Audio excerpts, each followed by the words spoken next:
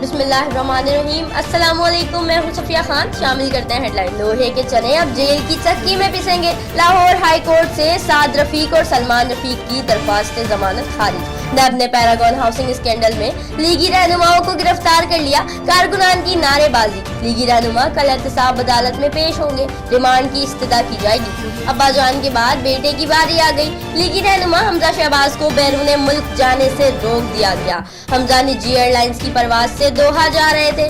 FIA हुकाम ने हमजा शहबाज को ऑफलोड कर दिया। पासपोर्ट भी जब्त कर लिया गया। हंसना कैसा, हम तो खुलकर रो भी नहीं सकते। एहतसाब अदालत के बाहर नवाज शरीफ का बेबसी का इजहार।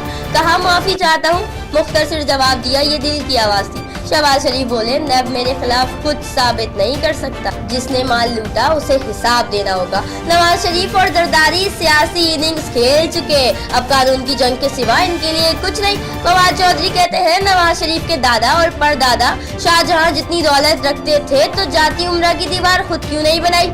फयाल हसन चौहान की भी तनकीद। बोले कैसर अमीन भट्ट साद रफीक के सारे पोल खोल चुके। सुप्रीम कोर्ट ने तो घरों को तोड़ने का हुक्म नहीं दिया।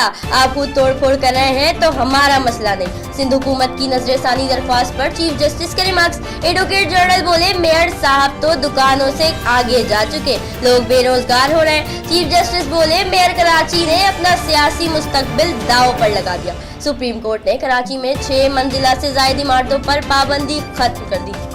शराब तमाम मज़ाहिब में हराम है, फरोख्त बंद की जाए, इजाजतनामे मंसूख किए जाएं। PTI के रुकन रमेश कुमार तरमीमी बिल के खिलाफ हुकूमती और अपोजिशन अरकान एक पेज पर आ गए।